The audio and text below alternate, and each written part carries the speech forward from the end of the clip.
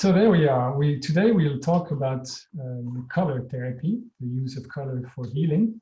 And we're going to try to see if we can find some kind of scientific basis for it. Because color healing is a very special field. It's both an ancient science, empirical science, and it also involves a lot of new discoveries. So let's dive into this. Just to start with, the title I gave to this talk is as a tribute to Dr. James Oschman, a friend and mentor who wrote a very important book, which is called Energy Medicine, the Scientific Basis. And Dr. Oschman, together with many other scientists, is trying to establish the scientific basis for energy medicine or vibrational medicine, or the type of medicine that you'll be working with when you use colors. So some of what I'll be talking today is inspired from his book. He talks about much more than just colors, so I'll focus specifically on the color aspect. I met Jim during conferences of the International Lab Association, as you mentioned, Marta. I invited him many times, and I invite you also to check the resources of the ILA. There's a beautiful YouTube channel with many talks about light therapy and colors. So that's always available, it's free. And there are conferences happening every year. Actually, they used to happen every year before COVID. We have to see how that will turn out now. So, as I mentioned, color has always been used as a healing force since antiquity. Nearly every civilization has had a tradition of healing with colors, whether it's Egypt, Greece, India, Tibet, or medieval Europe with the great cathedral crystals and so on. So it's a very ancient tradition and science. And for thousands of years, it has been mostly empirical. And as we come now into a scientific age, it's interesting to see how it's evolving. Here you have a graph of the number of scientific articles published on light therapy during the period, the 30 years leading to 2010, which is when a real explosion in the field happened. From nearly nothing previously, nearly zero, we end up now with thousands of articles every year. So it's a very active field of scientific research. And let's explore why that is so. It's been brought about by two key scientific discoveries which were made in the early 2000s. And the first one of them is that light can directly enhance cell metabolism through a phenomenon called photobiomodulation. And I'll just talk a bit about this here. Photobiomodulation was discovered in large parts by one scientist from Russia, Dr. Tina Karu.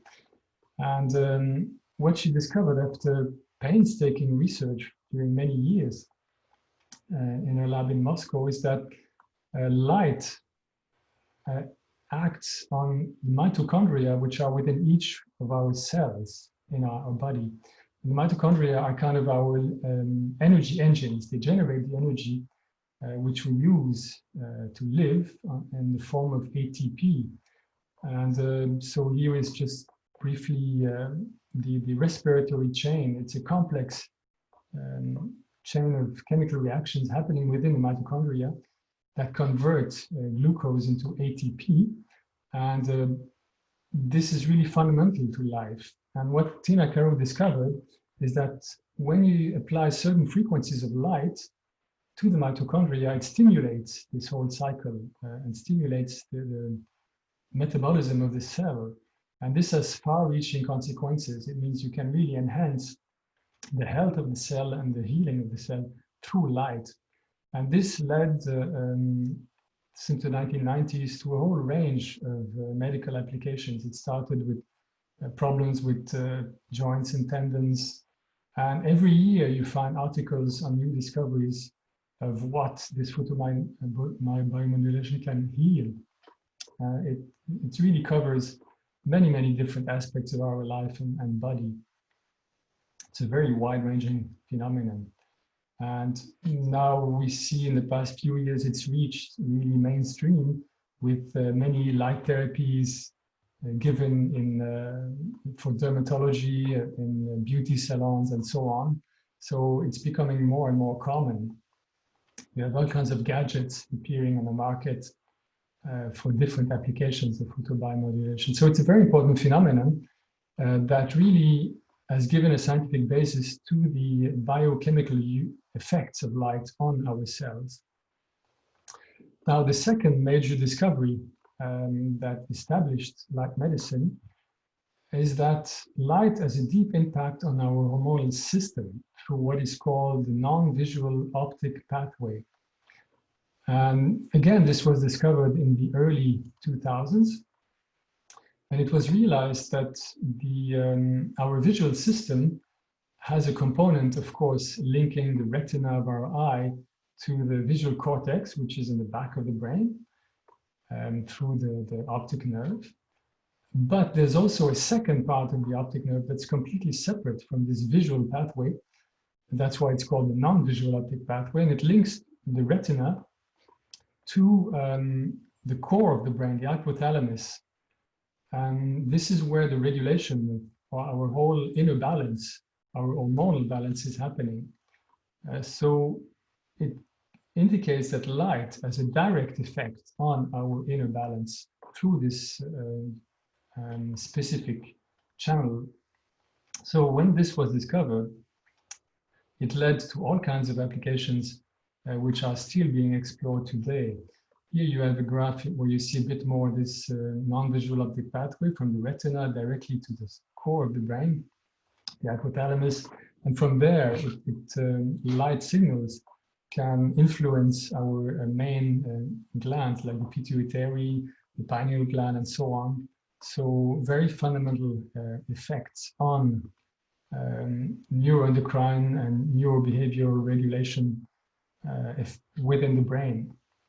Again, a fundamental effect of light on our health. And this has led to many different forms of therapies, which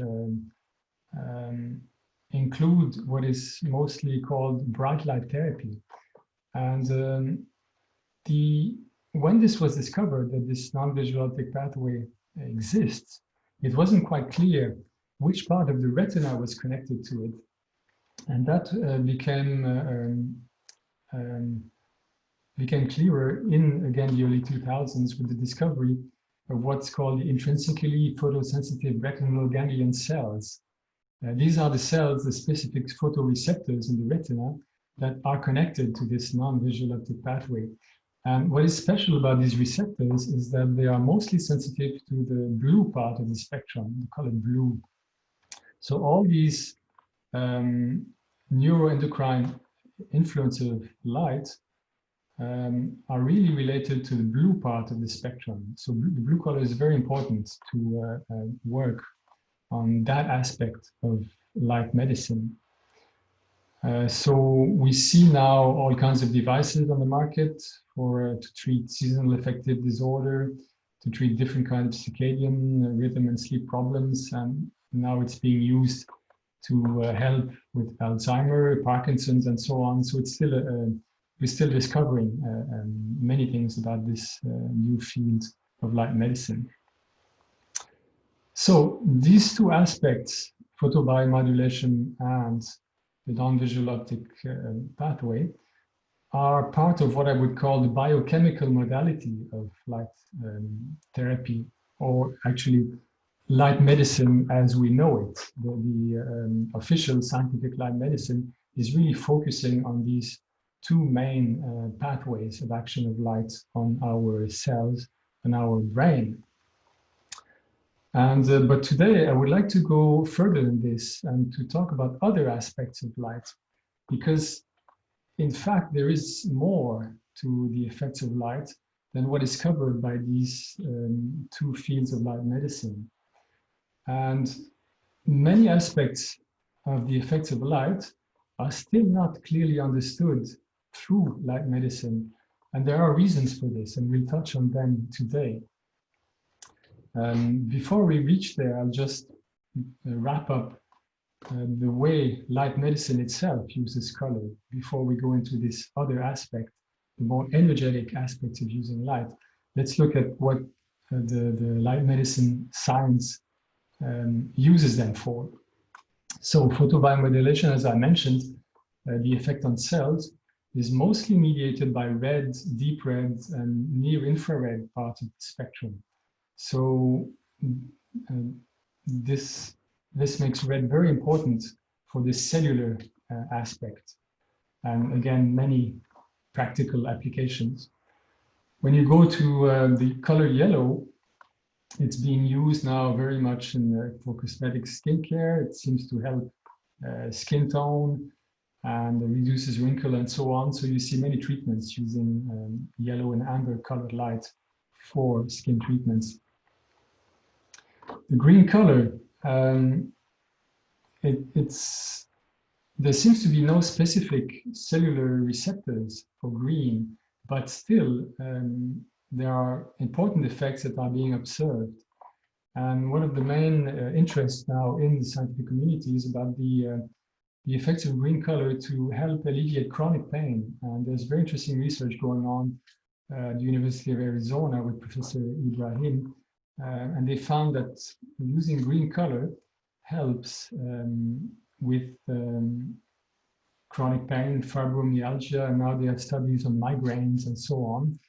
And they first worked on rats, and now they're working on people, and they're getting excellent results. So the ancient traditions working with colors could have told these researchers long ago that green indeed has this quieting property, but it had to be rediscovered through the scientific research, and this is what is happening now. The blue color was one of the first colors to be used in medicine. In fact, it was used to treat neonatal jaundice since 40, 50 years. So this was one of the first applications of light in medicine. So babies who have an excess of bilirubin in their blood at birth, the blue light helps to dissolve that and to bring back a balance in the blood. And of course, the blue is very important, as we just mentioned, for its effects on non-visual optic pathways. So the whole influence on hormonal balance.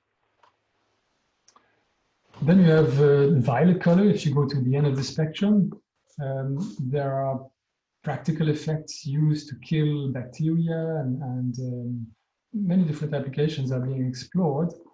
You can see different gadgets using violet light. It's less understood, the effect of violet light on in terms of chromotherapy. We'll touch on that later as well.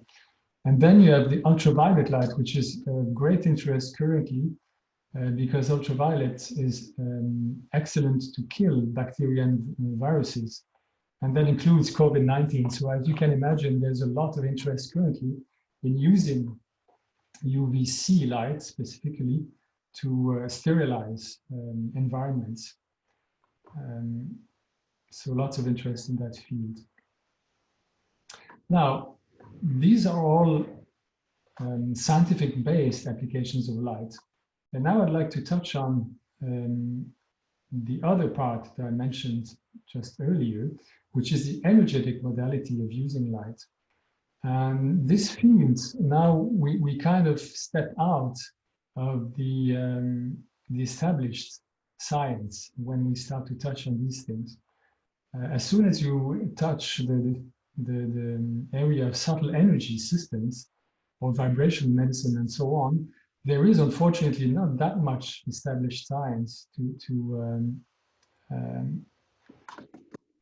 explain or understand exactly the roots and the causes of this. This is not to say that there is not some information. There's plenty, actually. If you look at books like James Oshman's energy medicine book, you will see that there is a whole generation of researchers have started to explore subtle energy and energy medicine. But the problem is that it's a whole new field And we're really starting from zero in that field. And we have, it brings about a whole new vision of what is life, what is health. So it is not surprising that it takes time to build up that information. And what Jim Oshman likes to say is that actually now there is such critical mass of information, scientific information on energy medicine, that it's becoming gradually more and more impossible for the more standard science or medicine to ignore it. And so there is now a large base of research and articles in Science detailing these much more subtle effects. And when you deal with energy medicine, you deal with things that can be understood in terms of meridians, so the connection with acupuncture, with the ancient tradition, the Chinese tradition of traditional medicine. You deal with things like chakras, which is how the Indian tradition understood it. You also deal with cognition, how light and color interact with our minds, with our consciousness. And then you can have a whole area of psychotherapeutic influence of colors. And when you talk about energy medicine, when you talk about cognition, these are areas where science has difficulty getting a clear picture. So this is where we go in this other area where we have really to look into what has been the age-old empirical tradition, which is based on practical, actual results of using light and color. And so how can we try to understand better this energetic interaction effects of light on us, when the basic thing is that light is an energy wave. Light is an electromagnetic wave oscillating at very high frequencies. And so each beam of light is composed of photons which have specific frequencies. And as such, then it can interact in vibrational terms very clearly with different aspects of our body and mind. So this electromagnetic wave of light, it's interesting. You have to remember that light is actually one tiny part of the very vast spectrum of electromagnetic frequencies that we know of. These cover many, many decades of range of frequency. They go all the way from very, very low frequencies of a few hertz or cycles per second. And as you increase these waves, you start to go into radio waves. And then around 1 gigahertz, 1 billion oscillations per second, you run into the radio waves that we use for our mobile phones. And if you take the same waves and you keep increasing their frequency, you will gradually fall into what's called the infrared part of the spectrum. And when you reach frequencies which are about 1 million times higher than the frequencies of our mobile radios, you hit that very tiny part of the spectrum, which we call light. And it covers about 1 octave, just one single octave of frequencies. When you keep increasing the frequency of the signal, you step out of visible light, you go into the ultraviolet part of the spectrum, and at even higher frequencies, you go into the X-rays and then the gamma rays and so on. So we have this very vast range that electromagnetic waves span. And what we call light is one small part of this, but one very important part of it. Now, how do you interact with energy waves such as electromagnetic waves?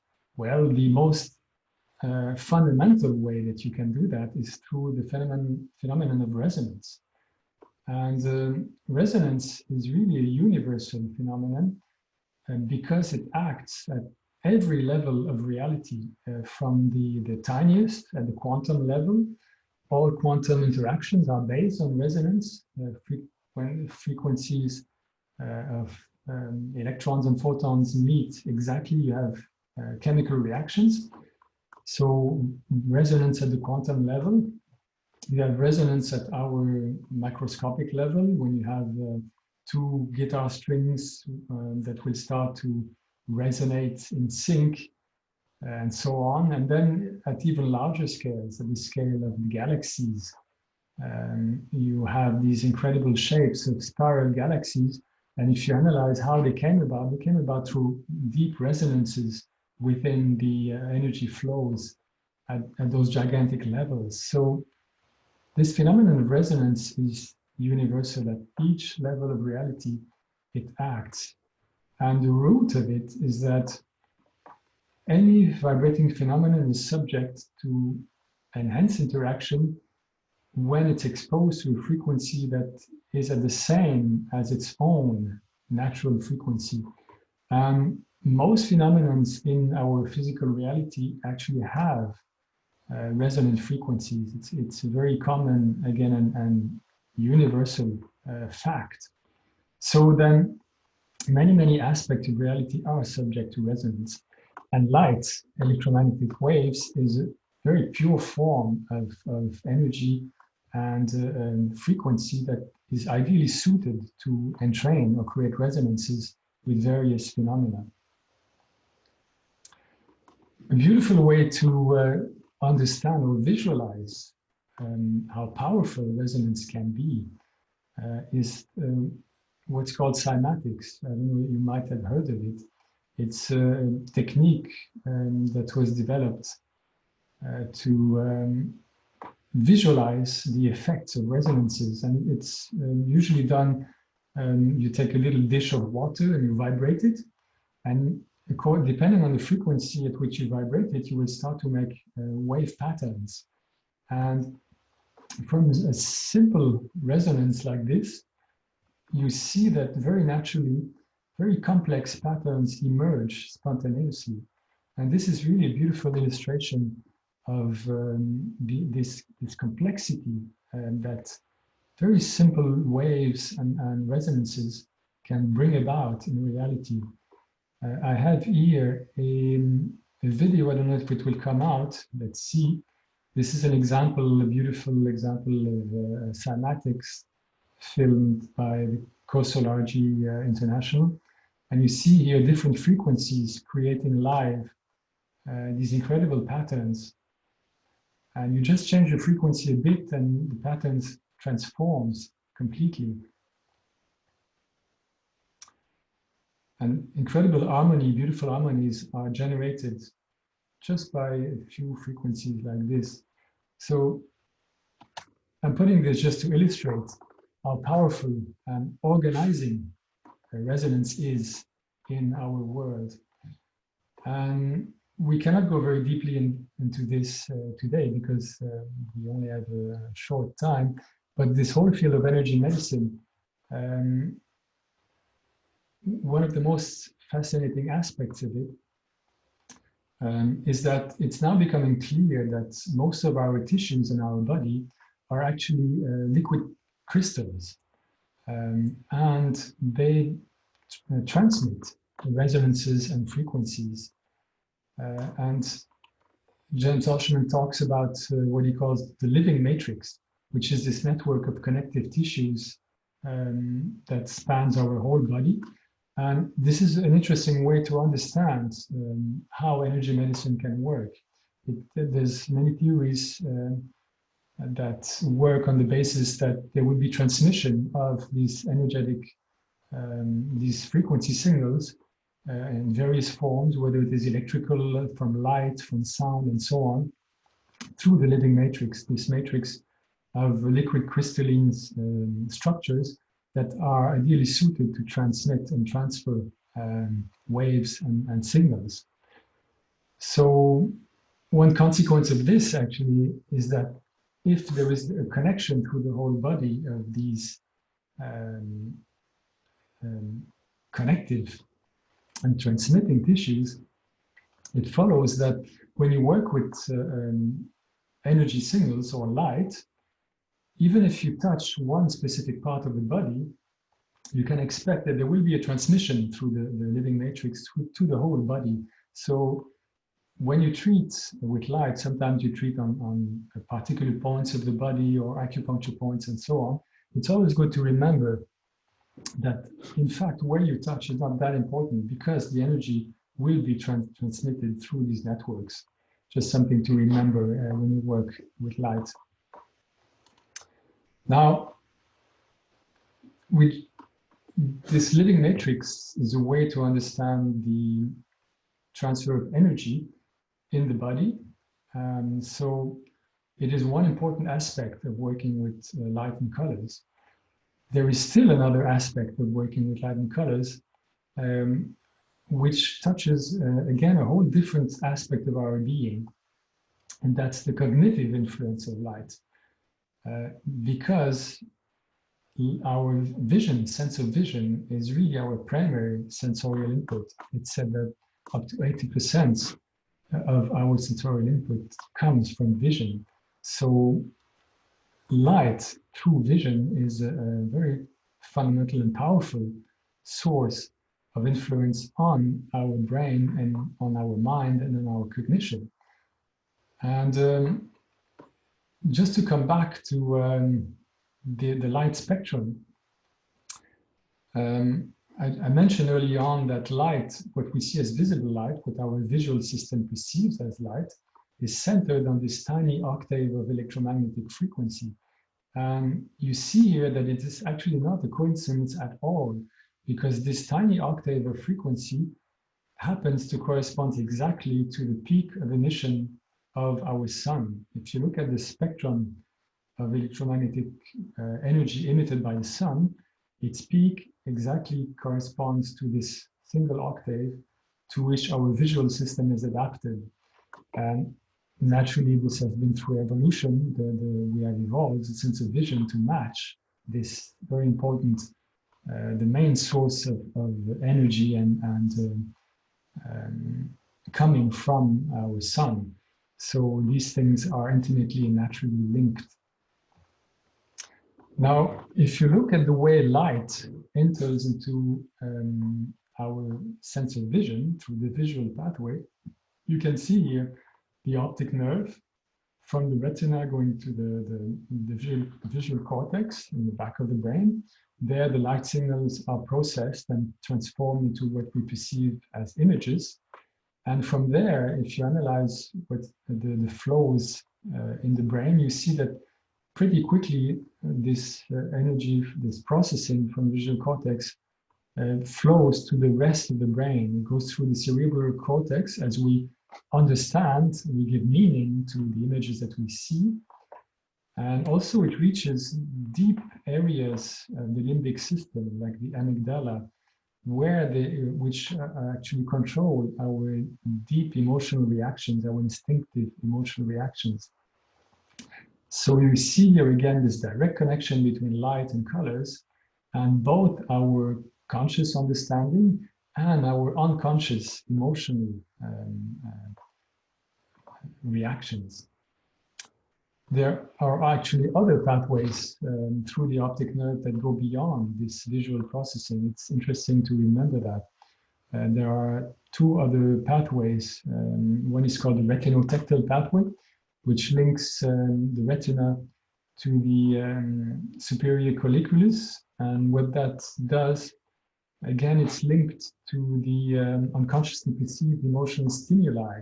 So another pathway through which light acts on our unconscious, on our very deep feeling of how we perceive the world on a global level. And there's a fourth pathway called the accessory optic pathway, which links the retina to the brainstem. And there, this is where all our deep body rhythms are regulated, the heart rate, sleep, alertness level, and so on. So again, a direct link between light and these important areas of the brain. And all these pathways actually fully encode color information. They really send the information from our full sensors, the photoreceptor cones in the eye, and they transmit the whole color information. So color can reach all these areas in the brain.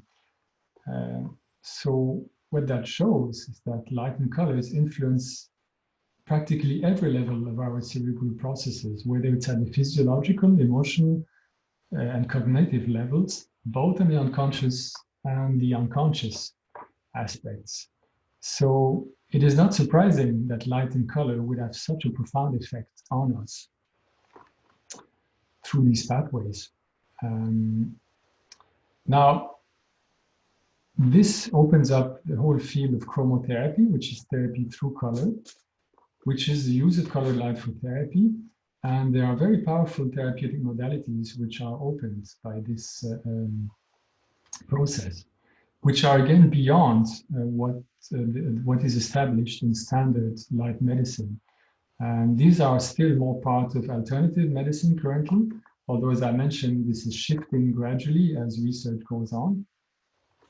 But current medical science is actually not well equipped to measure these subtle effects of colored light.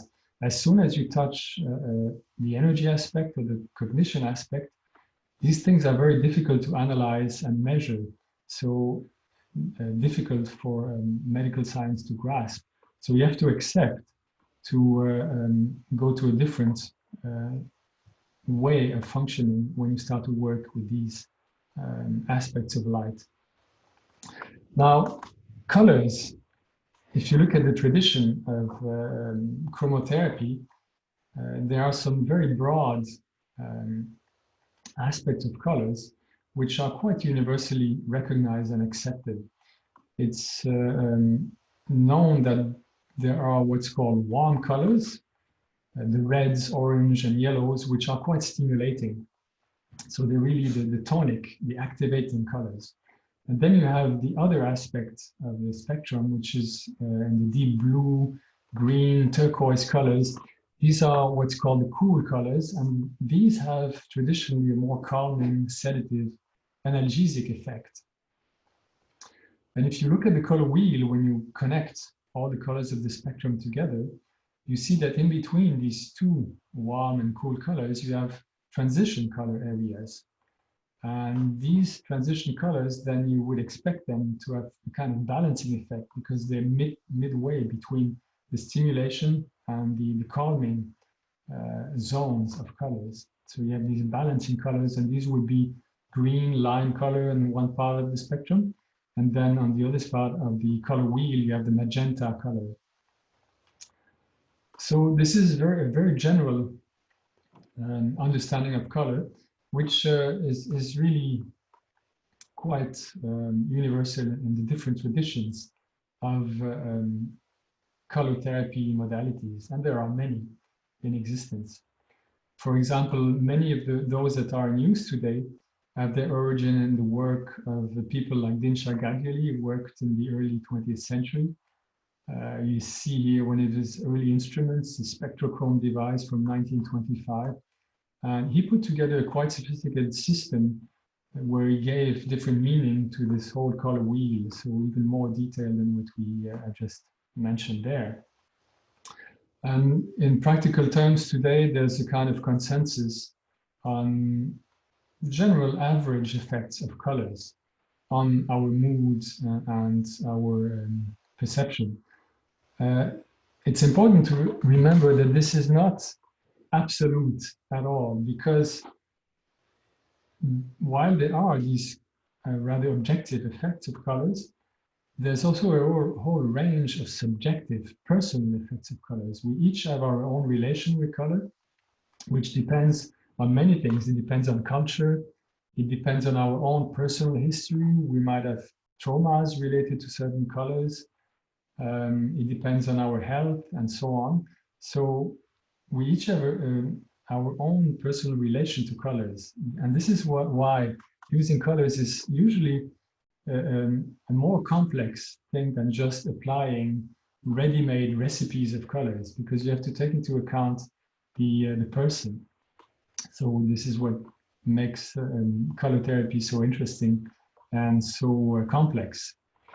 Now, when you work with colors, with lights, colored lights, many instruments will make use of the fact that our visual system is based on 3 photoreceptors. If you look at the structure of our retina, at the back of the eye, you see that we have 3 types of photoreceptor cells called cones, and each are sensitive to one part of the color spectrum. There's the red cones, the green cones, and the blue cones. And then the signals from these cones, these 3 types, are sent to through the optic nerve to the visual cortex. And our brain creates color, the full range of colors that we see, from these basic signals from the 3 primary colors. So what that means is that you can use these 3 primary sources of light, of colors, to kind of simulate the whole range of visible colors. And this is what is done in many instruments. And actually, it's the principle of TV. Our televisions, our screens have 3 sources of colors, red, blue, and green. And by mixing different intensities of these 3 colors, you can trick our brain into perceiving the whole range of colors, of visible colors. So in light therapy, in chromotherapy, you will find many instruments that are based on these 3 primary colors. And they have their interest, especially if you want to work with the visual system, because you can kind of simulate colors which will be useful for the visual system.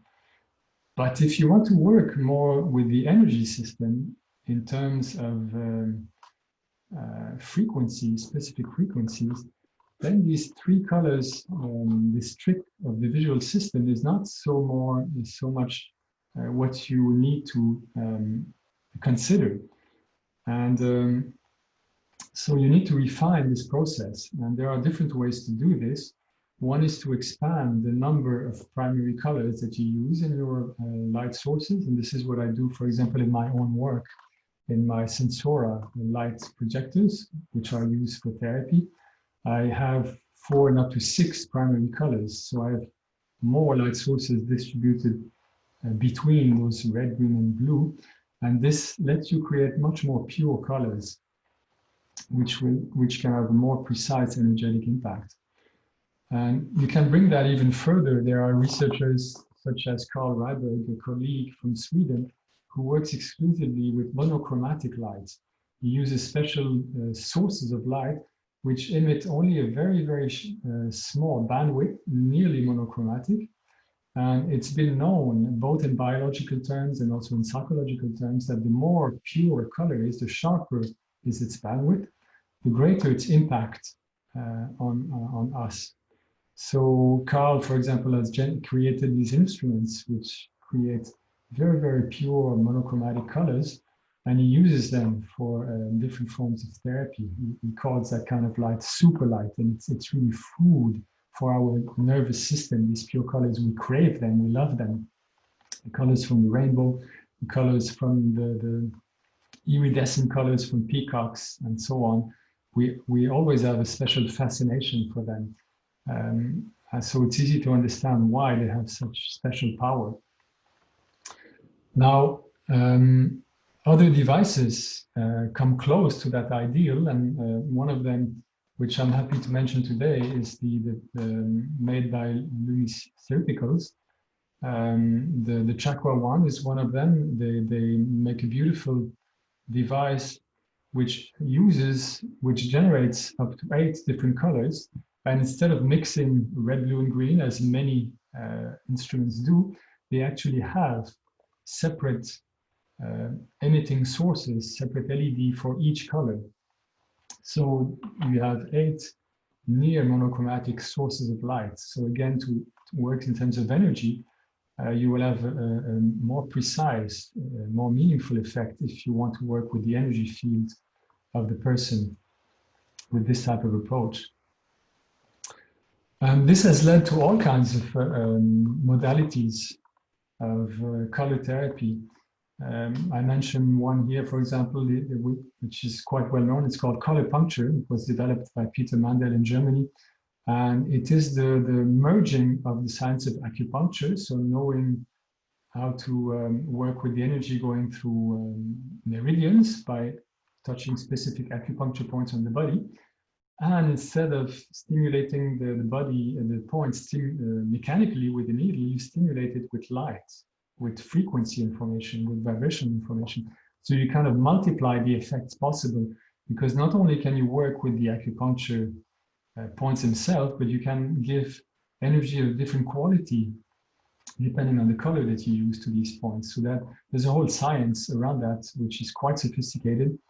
Color puncture, you can look it up if you want to go deeper into this, and many other ways of working systems of colors.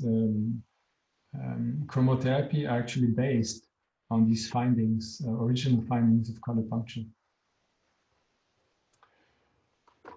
So if we have a little time left, I'd like to touch on yet another aspect of how you can use light and color to interact with our vibrational system. And this is by interacting with the biorhythms which are within us. And actually there's a number of important rhythms happening within our body and our mind, which are constantly functioning. For example, here, the brain waves is a very important range of frequencies which happen in our brain constantly and which are linked to our mental state. And these happen from roughly 1 to 100 cycles per second or hertz. You have all kinds of other biorhythms happening in us over the low frequency range that I'm showing here, which goes from about 100 hertz, 100 cycles per second, down to very slow rhythm, just 1 per second, and even more slow, 1 cycle every 10 seconds, or even 1 cycle every minute. So this range of very, very slow cycles is also very important in biological terms. There are many rhythms within our body which have these very slow frequencies. And so again, through resonance, you can interact with these different rhythms through different sensorial input. And one of them is through light, of course. You can take a light source and you can modulate its intensity with these different low frequencies. And that means you can use the light source to interact then with these biorhythms. And that opens up, again, a whole new range of therapeutic modalities. One of the important ones, let's see here, is the brainwaves, as I mentioned. By now, most of us have heard of the different bands of brainwaves, the alpha waves related to relaxation, the beta bands of waves, which is related to mental activity, wakefulness, and so on. The delta band of slow waves related to deep sleep, and the theta band, which is in between sleep and wakefulness. An interesting, very creative band, the theta range. So there's a whole science that's been developed about using these different frequency bands of brainwaves to have different therapeutic effects. It's the whole field of audiovisual entrainment or audiovisual field, audiovisual stimulation. And so that's a very rich area to explore. If you go beyond just the simple regular brain waves, you have other frequency ranges which are very important as well.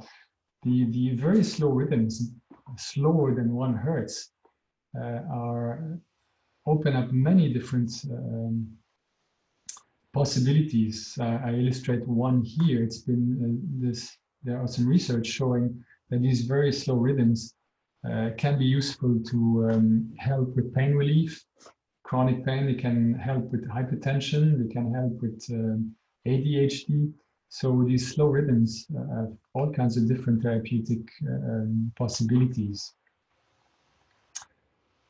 Other fascinating frequencies that I'll just briefly touch on here are the gamma brainwave range. The gamma brainwaves have only started to be studied quite recently in the past 10, 20 years. And they are the range, the highest range of frequencies emitted by our brain. They are from about 30 cycles to 100 cycles per second. And for a long time, it wasn't too clear. It's still today, it's not thoroughly understood what's the function of this range of frequency in the brain. But what is becoming more and more clear is that they are linked to cognition, to understanding. For example, when you have a moment of understanding, of intuition, there will be a flash of gamma brainwaves. So gamma waves are linked also to meditation and to higher cognition. There are many studies showing this link. So it's used in biofeedback to enhance this aspect of enhancing cognition and meditation.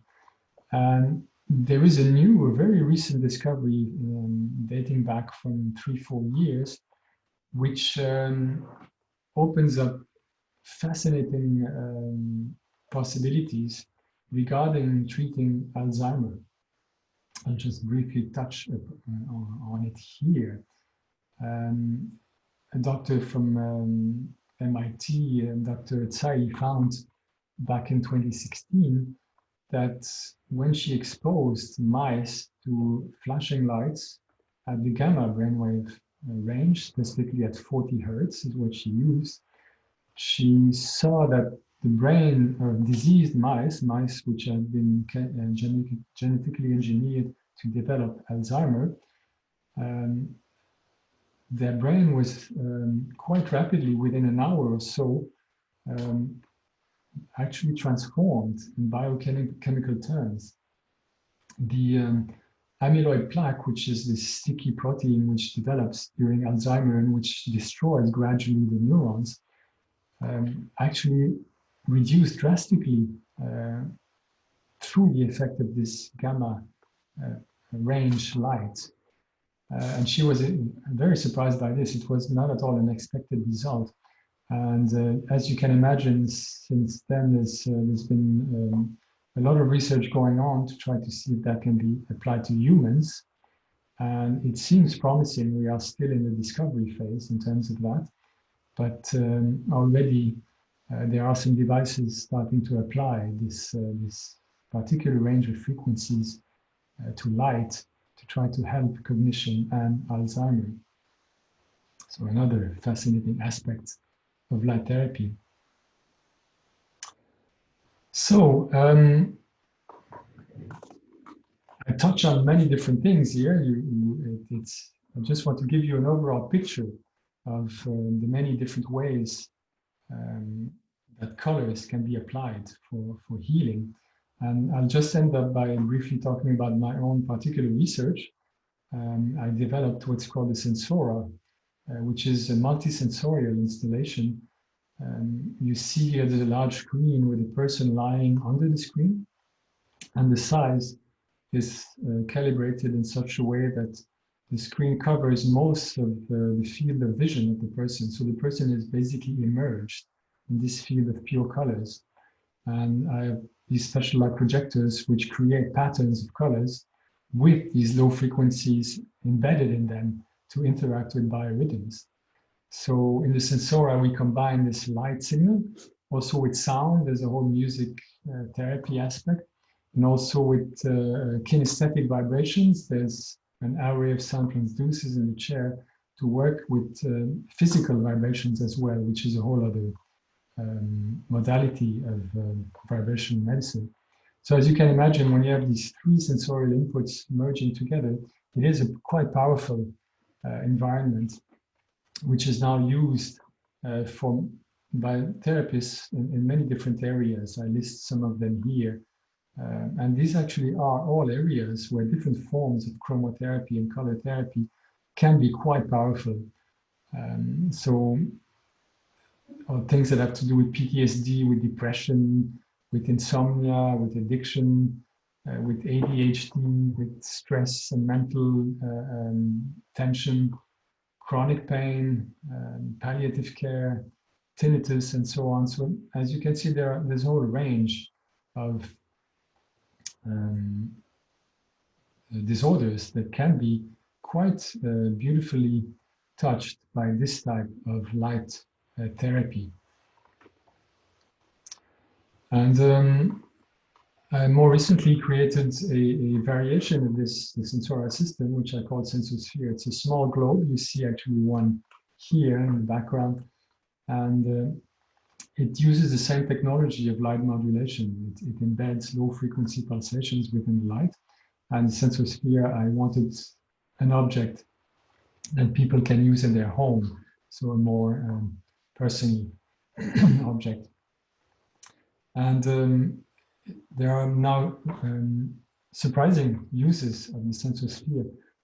It's being used by parents to help with kids with autism and ASD, and it's also being used in classes with kids with learning difficulties, and they have quite positive results in using light for this type of application. And I also built in the SENSOSPHERE a mode where it will emit gamma pulsations. And so this again makes it possible to integrate within the living environment of people this very healing and cognitively enhancing vibration in gamma range. So another beautiful application of color and light. So I'd like to finish by touching on a subject which some people may not be aware of, and we just mentioned how using frequencies and vibration can have such a healing effect if you know which frequency you use and what they correspond with, which biosystem you're resonating with. But it so happens that many sources of light in our environments are pulsating, but in a very totally random way and not so healing way. And this is because many sources of light have cheap electronics, which generate a lot of noise. And this is especially true with LED light sources. It never was an issue in the past century with our lights based on incandescent light, the light that Edison developed, because incandescent light is very slow. It just smooths all vibrations. So it's a very stable light, basically. But LEDs are semiconductors. They react instantly. And so they translate directly into light whatever electrical signal you feed them. And many light bulbs that you can buy now in the shops around us and that we put in our homes, if you analyze the light that they emit, you'll find that they emit very highly pulsed and noisy light. You can see here on this slide examples of the type of noise generated by various LED light bulbs. And the problem is that it's not necessarily visible. If these pulsation frequencies are high enough, if they're faster than about 100 cycles per second, our visual system doesn't really perceive the pulsation. So to the eye, the light seems quite stable. It seems fine. But when you know about energy medicine and vibration medicine, you know very well that any frequency information will interact with our biosystem.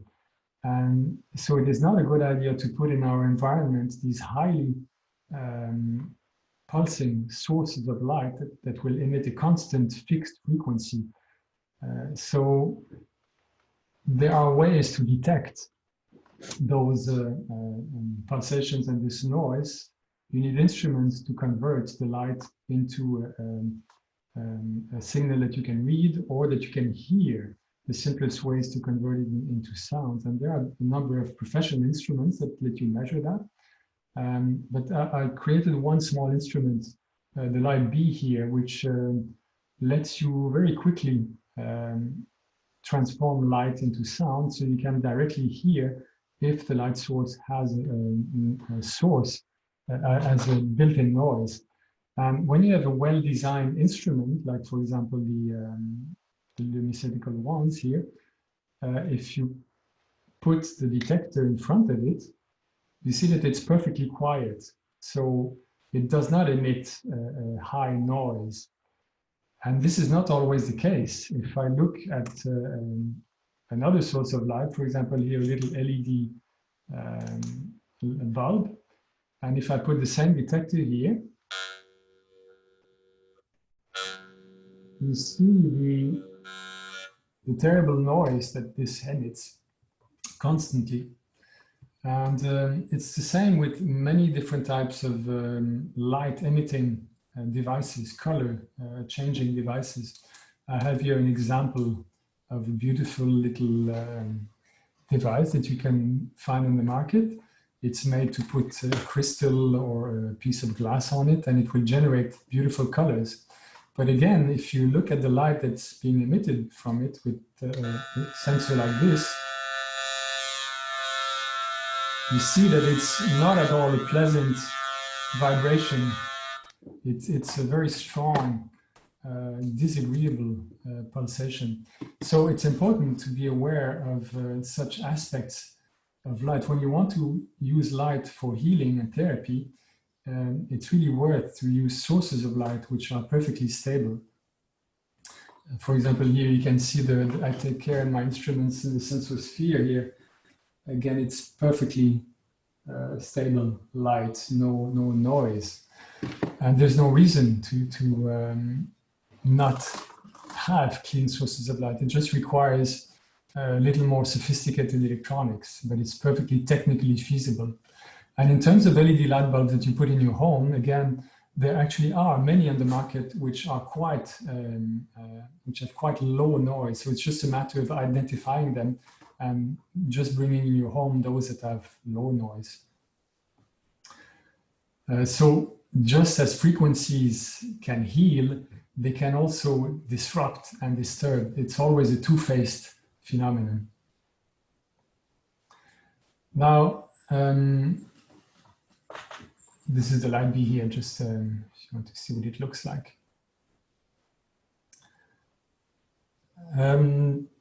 If you want to learn more about all these aspects, we went very fast here. We just touched briefly on many of these things. I invite you to look at my book, Light Therapies, where you can go more in depth in many of these subjects. And so this is what I had for you today, and I guess we could move on now to some questions about colors and light. Well, first of all, thank you so much, Anadi. I will put on my, my screen, my video. I could put on my video a little bit and join you, I guess, so you're not by yourself. It was lovely. Thank you so much. And we do have some people with us that if you have questions, you're welcome to unmute.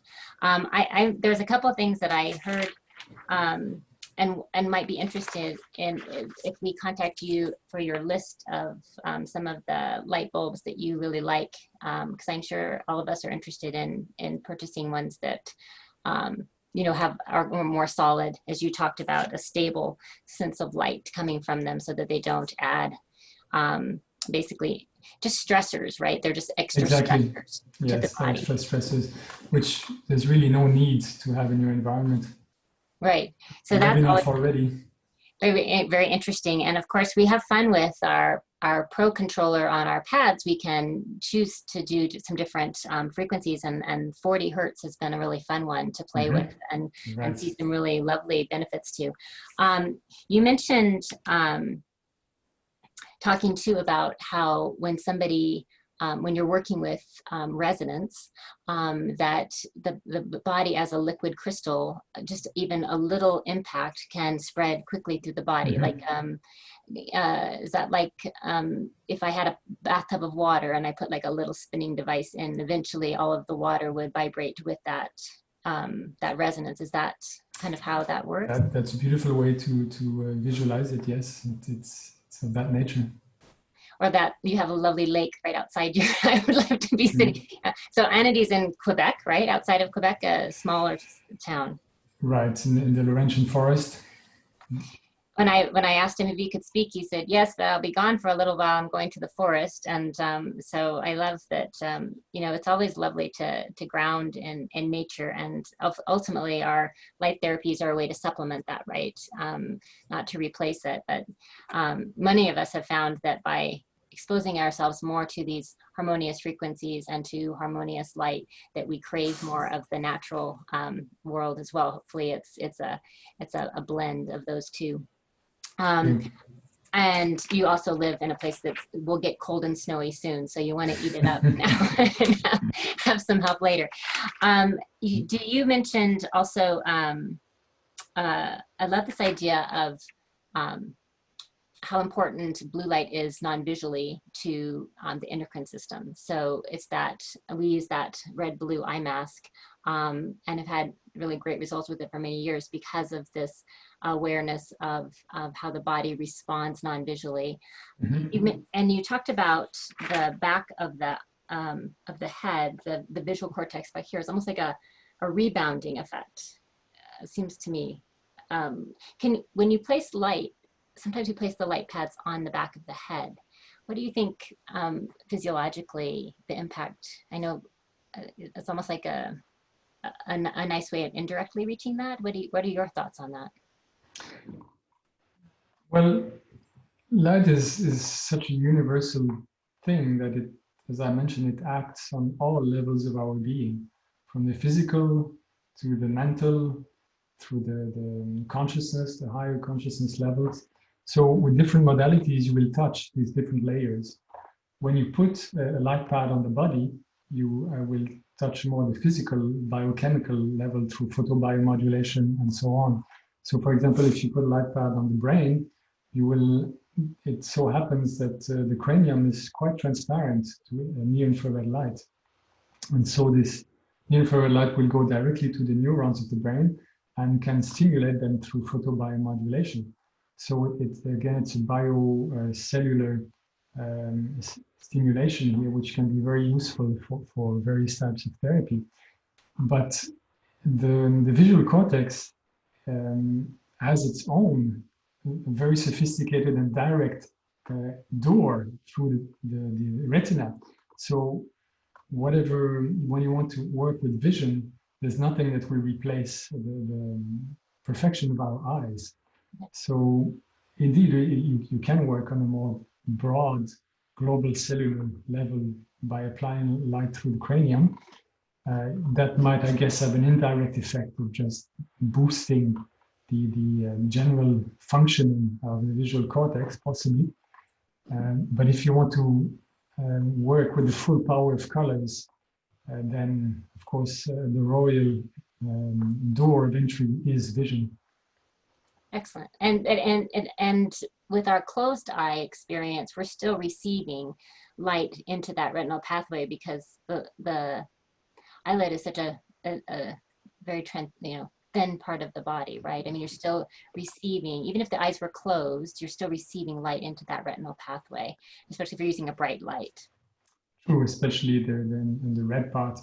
But when you work with light pulsations, that will go directly through closed eyes. So if you have pulsing light at different frequencies to work with brain waves or other vibration phenomena, they will very nicely work through closed eye indeed. Excellent. That's an interesting thing. So the pulsation especially accentuates that. So we have a question from Alicia. She says, fascinating presentation. I was wondering what your take is on the difference between the blue light that comes from our electronics, which sometimes can be harmful, obviously, to stare at, and the beneficial effects of the pure blues that you might use. And is that partially because of the light noise? And she's just kind of curious about what the effect is. So, we know we're not supposed to, we're not designed to stare at blue light, right? We're more designed to receive this, because you're mentioning it's the non-visual pathway. I'm maybe answering for you, but I'm kind of curious what you're going to say.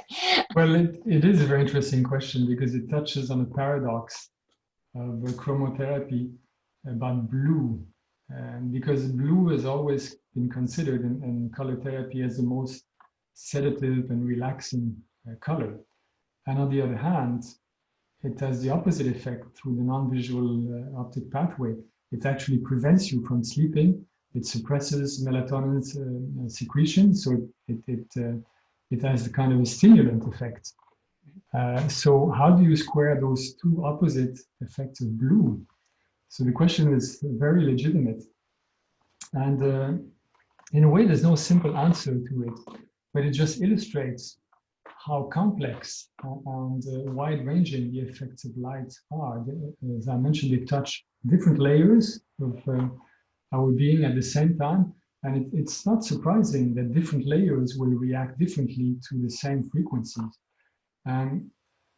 But blue specifically, if you look at the non-visual optic pathway, it requires high intensities to be activated. It requires above 100 lux, and it requires sustained application, like many minutes. It works that way because it's been designed by nature to synchronize your inner clock to the daily rhythm of sunlight. So you want the bright blue sky at midday to signal your brain that this is the middle of the day. You have to reset your clock now. So you don't want that system to react to small transients, variations of light. So you need high intensities for a long time to work to have that circadian effect. And this is actually what you get when you stare at the screen for a long time, because you have it for hours on end, and there can be substantial blue in our LED screens. So you will interfere with the circadian clock by having too much blue on your screen. But now coming back to the beautiful calming effects attributed to blue in chromotherapy. Well, when you work with color therapy, usually, especially with the visual system, you work with very low intensities, typically with 1 or 10 lux or even less. So you work at a whole other range of intensities, which are too low to activate the non-visual optic pathway. So you don't trigger the circadian effect, but through the visual system, which is extremely sensitive, your visual system can detect nearly single photons of light. Very infinitesimal amounts of light will affect your vision. It's a highly sensitive system. So these low intensities of blue will interact more with cognition, with the mind, and so on. So it will have very different effects from the same blue color. Interesting. I do think I mean, this was one of the things, the first things that went on at the International Light Association meeting I attended was a lot of this discussion around blue and, you know, how can you minimize some of the negative effects, but still you don't want to throw the baby out with the bathwater, right? There's a beautiful effect. There's a reason why the blue sky is such a calming and important part of our being. Always a question of balance. Yes. Alicia also asked about your observations with amber. She mentions this because we did add this year, and I believe you got to see this at the Syntonics and might have tried it. I can't remember which mask you tried. I think you did try the yellow. So we have a yellow-red near-infrared eye mask for over the closed eyes. And we have seen some really impressive results with that, with people using it this year. And she asked if you've personally seen any observations with amber or yellow light in terms of vision or just interesting improvements in health. Well, one thing that's for sure is that this autumn season we are in now is the season of amber. When you walk through the yellow leaves, the forest, you're immersed in this golden light. So it's definitely the mood of this autumn season. Again, you will expect different results if you work on the skin, like you do with your mask, or if you work with the visual system. So you have to differentiate there what modality you're working with. And usually in terms of chromotherapy, the amber, the yellow color is associated with a mental stimulant. It's a very upbeat color that helps you to think and to organize things. So at that level, it will be useful for mind activity. But again, on a cellular level, it seems to have effect on the collagen and so on cells. It seems to be helpful for skin tone. So completely different effects on different layers of our being. I think one of the things I noticed in what you had written and from, I don't know if it's Jim Shaw's work, but it's that yellow is really good at lymphatic cleansing, and maybe that is as a stimulant in a little way that it's stimulating this lymphatic flow. And my own theory on one of the reasons why it's helping people with vision, especially a kind of neurodegeneration. I mean, again, I'm not making a claim about that medically, but just some of the things we're seeing. And there are some studies on macular that's using red, near yellow and near infrared. And I almost wonder if it's the cleansing, because I think this area of the body for a lot of people is quite clogged. And so if you could get better circulation, better flow, better lymphatic flow, then I think you would see the result of within all the tissue, especially including the eye, a better result. And maybe that's part of it too. Very early, for sure. The photobiomodulation is essential for the retina. The retina needs to this deep red and near infrared photons to clean up the waste chemicals generated by perceiving color and light. So the retina really needs these deep, long wavelength colors to function properly, especially when we're exposed to blue light. There's a natural balance in sunlight between the blue part of the spectrum, and there's always near infrared together in sunlight. Normally, under natural circumstances, you always receive both. And this red and orange and part of the spectrum will actually counteract any detrimental photo-oxidizing effects that the high-energy blue photons would have on the retina. And again, this is a problem with the LED light sources, which have an excess of blue but no infrared to compensate. So there are worries that it could accelerate, as you mentioned, macular degeneration and so on. Yeah, and that's really, he's speaking to the lighting, that's why, one of the reasons why it's so economical is because you're not generating as much heat, right? If you don't include those, so it's a cooler, and it's great for your energy bill, but the concern is for us biologically, physiologically, it's not as good, which is why we are supplementing with the near infrared. And I love that even our blue pad, all of our pads contain near infrared with the color, for that reason too. It's very wise, yeah. Especially when you work with blue. It's important to balance it with near infrared. Yeah, and so those are some of the things. And so that's why I think it is important to understand that there is an awareness of balance, and then you need to keep that conversation. So that's awesome. Well, if there's not any other questions here, we might end up with some more that we can share with you. And I hope that in the future, we will be able to see you in person again. We would love to have you come to our next one where you can. Yes, and I do hope we can again do the International Eye Association conferences as well, because they're always such a beautiful meeting. Yes, I'm sad. I was so close to coming to the last one in Croatia, but we had this at the same time, and so I want to make sure that they always have fun gatherings. And really, I also want to pay homage. I was laughing because I'm looking at my other books.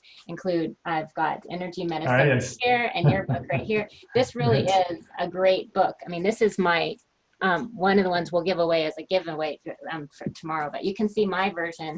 I have a lot of notes and things that I use for this. It's really beautifully done, and it's very clear and concise. And it's not, I mean, it's not over anybody's head. I think that it's written in a really nicely digestible fashion. Well, thank you. That's really what I was aiming for, to make it accessible to many people. Yeah, and so that's important. So this is something you can get on Amazon, I know, and you can also get it from hopefully maybe even a local bookseller if you wanted to use that option, so that you would support local books.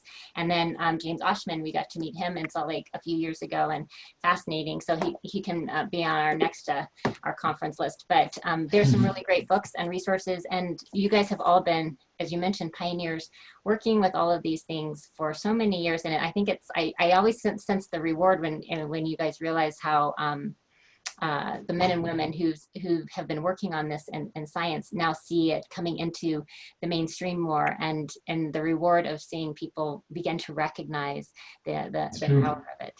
So yeah, we really are in a new age of light medicine. Absolutely. Yes, which is exciting and hopeful, and I think that's a great thing. And I love the idea of discovering that more. So that's the whole theme of our conference, is discovering the potential. And so your talk has been perfect because you have spent lots of time in discovery and lots of time with other people who are in discovery, and I really appreciate that. So thank you for all of your efforts, and also for sharing that wisdom with us. So. My great pleasure. Namaste. I'm going to go ahead and stop the recording here. Yep.